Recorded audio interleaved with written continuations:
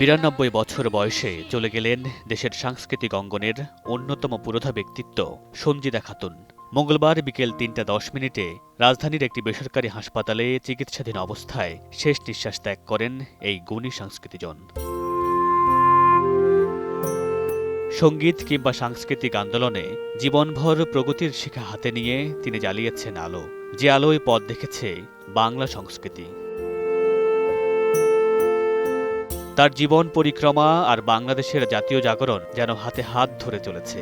ঢাকা বিশ্ববিদ্যালয়ের শিক্ষার্থী থাকা অবস্থায় শুদ্ধ সঙ্গীতের চর্চার পাশাপাশি ৫২'র ভাষা আন্দোলনে সক্রিয় ছিলেন তিনি।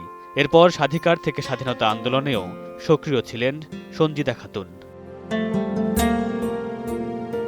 ১৯৫৪ সালে ঢাকা বিশ্ববিদ্যালয় থেকে বাংলা ভাষা ও সাহিত্যে স্নাতক, এরপর রবীন্দ্র সাহিত্য ও সঙ্গীতের প্রতি অনুরাগ থেকে স্নাতকোত্তর করতে যান শান্তিনিকেতনের বিশ্বভারতীতে।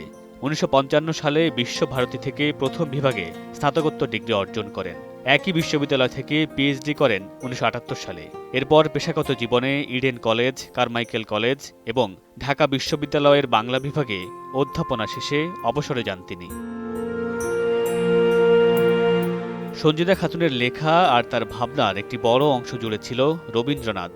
কেবল গাওয়া নয়, রবীন্দ্রসঙ্গীতকে জনমানসে পৌঁছে দেওয়ার কাজেও গুরুত্বপূর্ণ ভূমিকা রেখেছেন। দেশের সবচেয়ে বড় সাংস্কৃতিক প্রতিষ্ঠান ছায়ানট গড়ে তোলার অন্যতম কারিগর তিনি। ২০০১ সালের ১৪ এপ্রিল রমনার বটমূলে ছায়ানটের বর্ষবরণ অনুষ্ঠানে বোমা হামলা হয়। তারপরও দমে যাননি সন্জীদা খাতুন। একাধারে শিল্পী, লেখক, গবেষক, সংগঠক ও শিক্ষক সন্জীদা খাতুন জীবদ্দশায় ২১ পদক, বাংলা একাডেমি সাহিত্য পুরস্কার, ভারত সরকারের পদ্মশ্রী খেতাব সহ অসংখ্য পুরস্কারে ভূষিত হয়েছেন।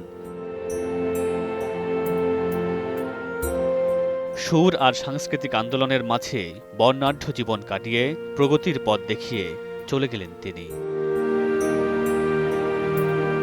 মামুনুর রশীদ বনেল, সময় সংবাদ, ঢাকা।